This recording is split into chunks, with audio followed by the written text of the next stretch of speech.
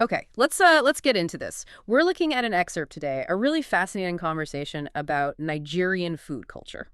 Yeah, it's quite rich. It really frames Nigerian food as something much deeper than just, eating. Exactly. It talks about identity, emotion, connection, even this idea of like a subtle influence. The source calls it hypnosis. Which sounds dramatic, Yeah. maybe, but when you unpack it, it makes a kind of sense. It's about food's power on different levels, emotional, psychological. Yeah, even spiritual it mentions. And this conversation, the source material, it jumps right in with some classic examples too.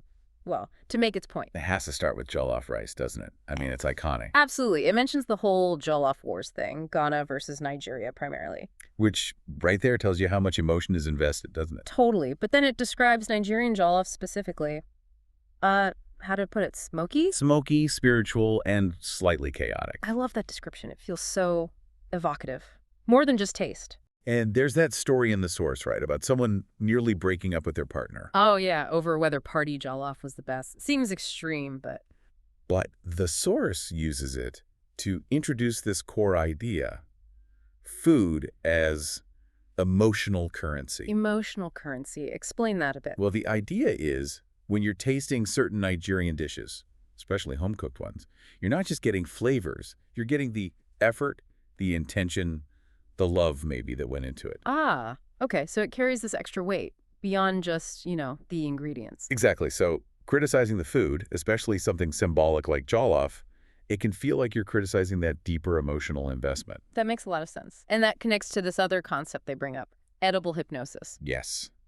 This is where it gets really interesting psychologically. How so? The source suggests that feeding someone, consistently giving them good food, it's a kind of conditioning. Conditioning, like Pavlov's dogs. Sort of, but maybe more subtle.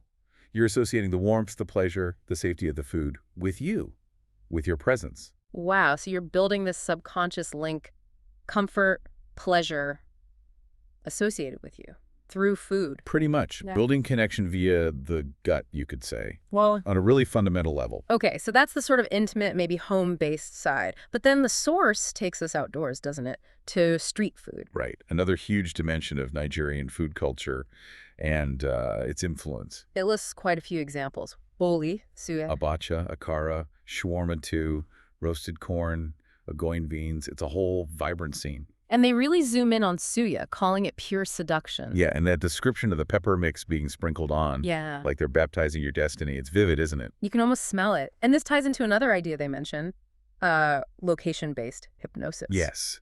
Think about walking through certain places, maybe Ojolegba, maybe Woo's Market in Abuja. Oh, okay. The smell of specific foods cooking their suya, maybe roasted corn. Uh, The source argues it's not just a smell. It instantly triggers pleasure pathways, reward memories. because your brain has linked that specific smell to that specific place and the good feelings associated with it. Exactly. It's an anchor. Which leads to the next point about emotional anchoring. Right. How certain foods get tied to really specific moments or memories. Yeah, maybe something unexpected, like the food you ate constantly during NYC camp, or even something poignant like at a grandparent's burial.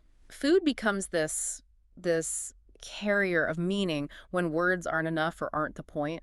Precisely. And that's why, as the source points out, arguments about food, Mm-hmm. they're often not really about the food itself. They're about the feelings, the memories, the identity tied to the food. Exactly. The food is just the battleground for those deeper things. Okay, so how is all this playing out now in the modern food scene? The source shifts gears a bit here. It does. It looks at the rise of, trendy eateries, kitchenpreneurs, food influencers online. And it applies these same ideas of influence, but in a modern context. Yeah, it talks about branding psychology or fleeting hypnosis. Plating hypnosis. So how the food looks. Basically, yes. The huge emphasis now on visual appeal.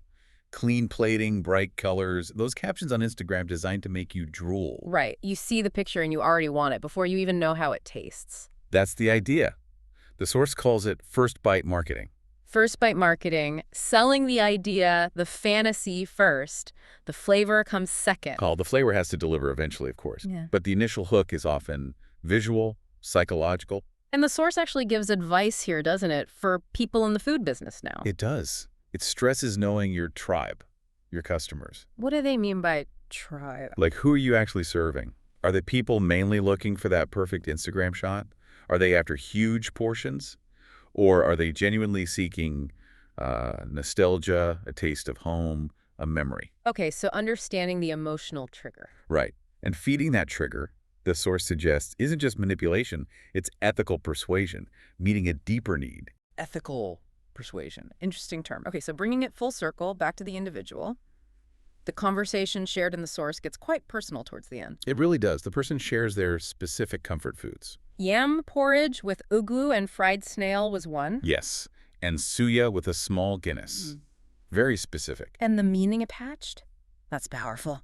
The yam porridge representing, what was it? Sweetness waiting at home. Yeah, like a constant comfort, something reliable when life is tough. And the suya and Guinness. That was about self-care, wasn't it? Kind of like sending yourself, Yeah. showing yourself value when maybe the world isn't, taking care of yourself. Which leads to that really beautiful line from the source. Food na, love letter from you to you. Yeah, just, wow.